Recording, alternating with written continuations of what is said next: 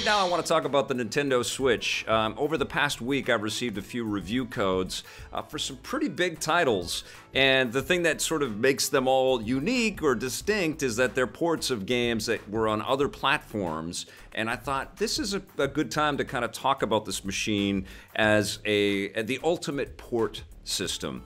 I had a tweet that I sent out yesterday that got some people chattering on Twitter about the fact that the PSP and the Vita libraries are kind of sitting there dormant because Sony hasn't really done a good job at figuring out a way for people to take the data from those games and keep playing with them. And if you stack up a PSP UMD next to a Game Boy Advance cartridge, there's a better chance you're going to find an old DS or Game Boy Advance that you'll be able to play that very old cartridge on than the likelihood of you having a PSP that A, is still got a battery that works or can still charge and will still run that UMD.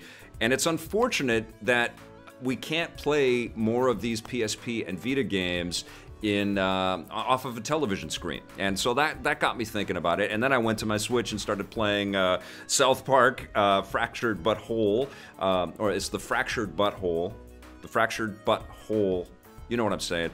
It was the superhero, kind of gag-filled video game where they're poking fun at the superhero genre with the South Park crowd. I've been playing that, and I'm hours into this game, and it's incredibly addictive. It starts off very, very, I'm kind of hemmed in. They're teaching you the mechanics, and I was like, okay, I'm just butting up against the edge of the walls, and it's funny that you get this superhero pop up and named the Coon, who says, look, you've reached the edge of our known universe. You can't go any further. Constantly poking fun at the video game tropes and limitations, and also sort of guiding you in a smart way through the mechanics of the game. But then, as you keep playing, you realize that no, you've got the entirety of the South Park town to kind of walk around in, and you engage in all kinds of fights with sixth graders, and then these Hooters waitress copycats called the Raisins.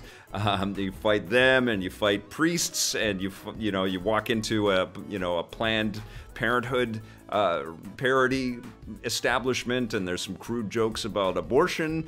So all bets are off. One of the codes for getting into the lair of the Coon, and you eventually build your own little superhero team, and it's down in the basement of somebody's, I think it's Cartman's mom's house. It's F-U mom, but it's full swearing. It's a full mature thing. And it looks so cute, and it looks so innocuous and so silly, just like the South Park animated show does. But it plays, it definitely plays for an older crowd, and a crowd that's not too sensitive about things. It's sort of riding that edge, which the South Park show has been able to do for so long. I didn't play the Stick of Truth. That was a game that Jose and Ben reviewed for us on Reviews on the Run, and I've had it, and I played it for like a couple minutes, but I didn't stick with it. But this is a great RPG, and I love the fact that I can bring it with me. There's something about these massive role-playing experiences that you play it on the television for a bit, and then I played it on the plane when I was on the way back from Montreal. And you can cart it around, no pun intended, with you, and it makes it that much more compelling because you're not putting it away, getting your attention taken away by something else, and then trying to remember where you got to go or what you got to do when you go back to that game. Because it's portable and it plays wonderfully portably, it's a very easy game to get lost in. And I've been surprised at how much I enjoy the combat in there because, Cartman and... Actually, I don't think you play as at least I'm not playing as Cartman right now, but all of the South Park characters that you encounter in here that you do play as and play with because you build up a super team have some great abilities, lightning strikes, and one of them goes super fast like the Flash. So it's a gag game, and it's definitely poking fun at all of these things that we are familiar with in superheroes and in RPGs, but it plays really well, and that's the genius of these South Park video games and why they're so successful, the ones that Ubisoft has been publishing.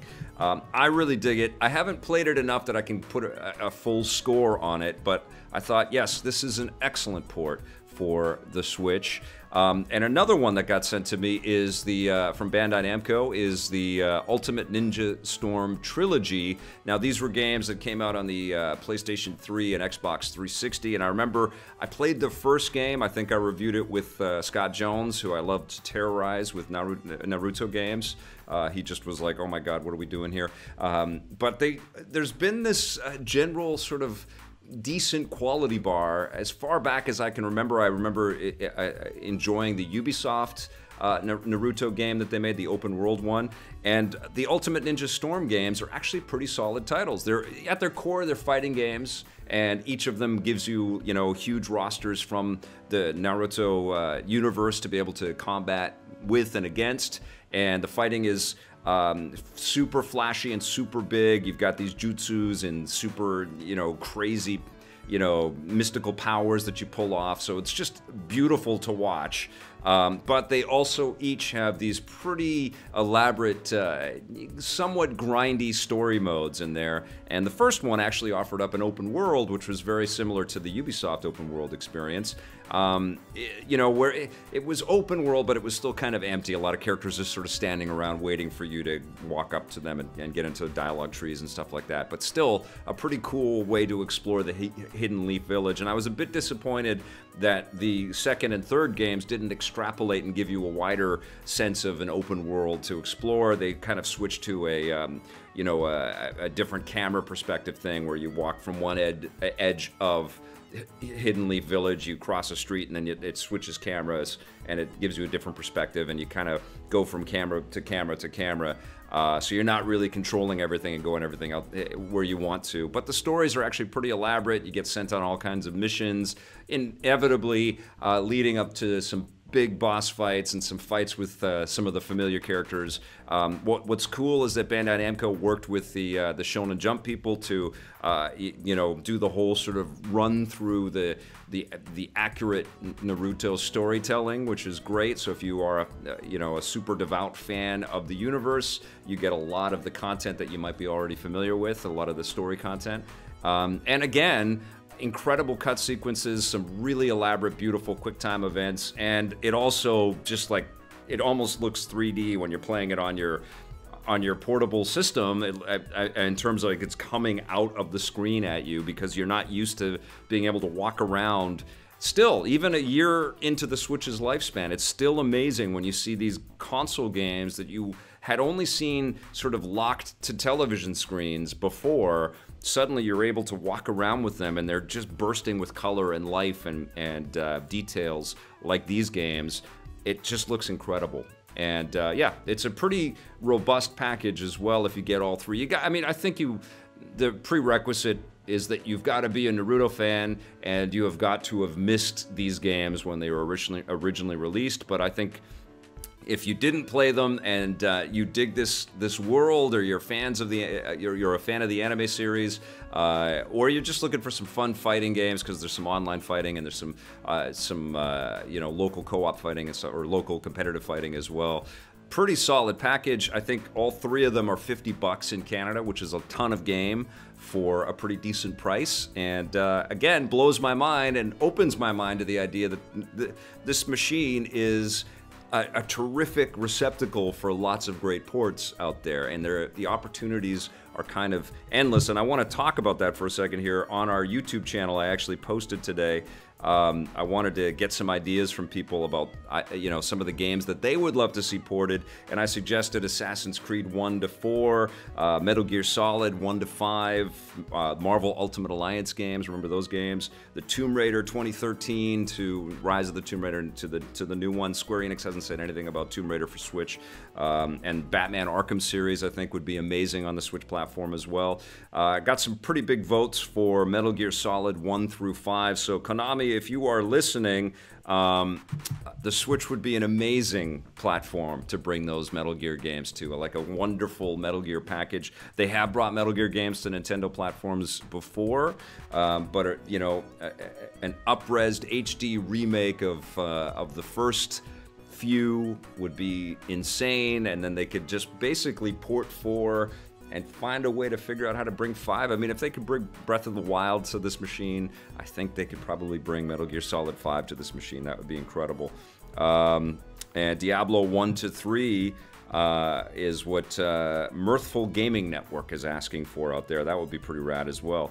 Yeah, I mean, I think this machine, because you can bring it everywhere with you, it just screams, you know, let's fill it with some of these titles that maybe have already been on other systems, but the uniqueness is take it with you and play it on planes, play it on trains. Awesome. And speaking of that, I've been playing, just got the code today, but I've been playing the new Donkey Kong Tropical Freeze, which was a Wii U game back in 2014. And again, this is one of these games where we were, and they did a decent job of the last Donkey Kong game that Retro made when they ported it to the 3DS. Pretty solid, but it was definitely a fidelity knockdown.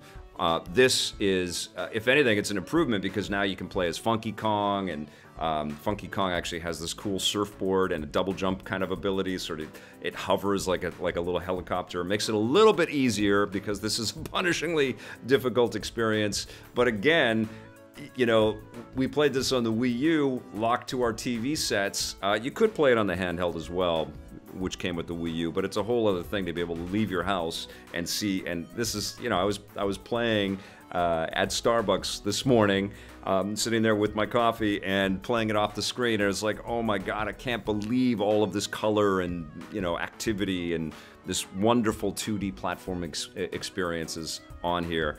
And that's another thing about the Switch that's been, you know, kind of knocking me out too, is how many terrific two-dimensional scrolling experiences are already on this platform, whether they're, you know, retro experiences like the Shovel Knight games, and I talked about Mighty Gunvolt Blast the other day, and Master Blaster Zero. Is there Blaster Master Zero? One day I'll get those names right. Yeah, it's really turning into a terrific machine. I would love, if you're watching this, and maybe we'll read some of these in the in our Let's Play and chat later on, or in our comments if you're watching this as an archive. I would love your suggestions and your ideas for the best games to bring to the Nintendo Switch. And, you know, the more I play on this platform and the more I'm impressed by it, the more I think that it's inevitable for companies like Sony and possibly even Microsoft to be looking at what the Switch is doing right and to come up with their alternative or their solution or their reaction to this, because it's pretty amazing to not lose any of that core experience and you know, leave your house with it. Even Steam. I mean, wouldn't it be rad if, you know, the Steam box didn't work, but maybe there was a, you know, a Steam Switch kind of thing, you know, where you could leave the house and still play your games. Like, yes, you can play them on your laptop. It's not as elegant as this, not as easy as this. So anyways, I do believe that the Nintendo Switch is an ultimate port machine, and it feels like with every new port that comes in, that becomes reinforced.